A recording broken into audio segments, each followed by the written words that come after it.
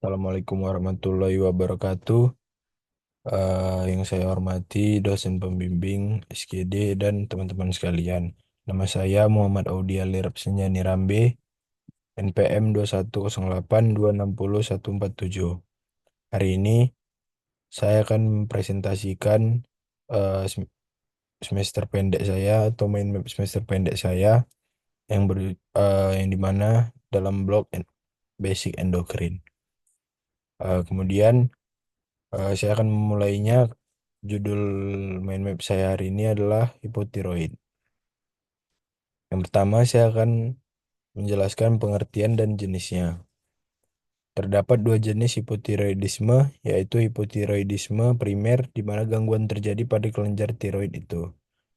Hipotiroidisme sekunder, yaitu kondisi di mana masalah terjadi pada kelenjar pituitari, otak yang mengawasi kerja kelenjar tiroid. Kemudian, etiologinya itu hipotiroid terbagi menjadi dua kelompok besar, yaitu hipotiroid primer dan hipotiroid sentral, yang terdiri dari hipotiroid sekunder dan tersier. Hipotiroid primer terjadi akibat kelainan kelenjar tiroid sendiri, sedangkan hipotiroid sekunder terjadi akibat defisiensi tiroid stimulating hormone atau TSH dari kelenjar pituitari, dan hipotiroid tersier terjadi karena defisiensi tryptophan releasing hormone dari hipotalamus. Pada kedua kondisi ini, hipotiroid sentral tersebut kelenjar tiroid berada dalam keadaan normal. Kemudian gejala dan faktor risiko dari hipotiroid sendiri, yang pertama itu ada mudah lelah dan pusing. Kemudian sembelit atau susah buang air besar. Kemudian otot terasa lemah, nyeri, dan kaku. Lebih sensitif pada cuaca dingin, kulit kering, kasar, mudah mengelupas, dan keriput. Berat badan naik tanpa penyebab yang jelas. Kemudian ada juga gejala dan faktor risiko yang lain tuh seperti wajah bengkak dan suara menjadi parau, rambut juga rontok dan tipis.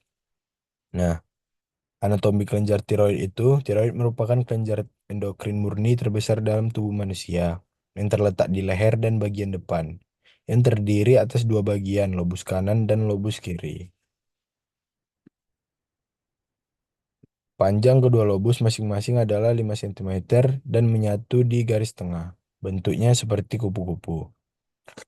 Nah, kemudian eh,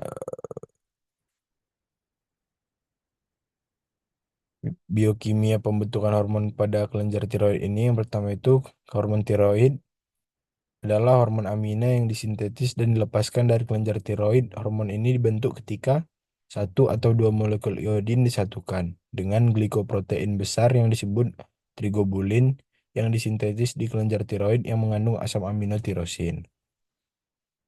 Penata laksanaan farmakonya itu, pemberian terapi pengganti hormon diindikasikan pada pasien hipotiroid yang memiliki kadar TSH di atas 10 mU per L. Pasien dengan hipotiroid subklinis ringan, TSH antara 4 sampai 10 mU per L, dan dengan gejala minimal atau simptomatik dapat ditawarkan terapi pengganti hormon atau ditawarkan observasi rutin setiap tahun tanpa intervensi.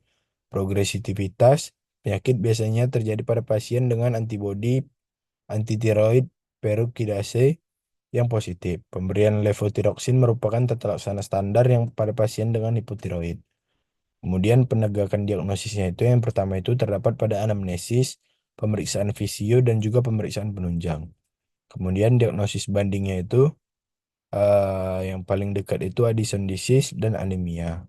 Nah, edukasi yang harus diberikan pada pasien hipotiroid ini, harus memakan ikan, kayak omega 3, kacang, kacang kaya akan selenium, gandum utuh, buah dan sayur-sayuran segar, rumput laut, susu dan produk olahannya, makanannya kayak zinc dan telur. Baik, mungkin segitu saja dari saya. Bila ada kekurangan saya minta maaf. Eh, Assalamualaikum warahmatullahi wabarakatuh.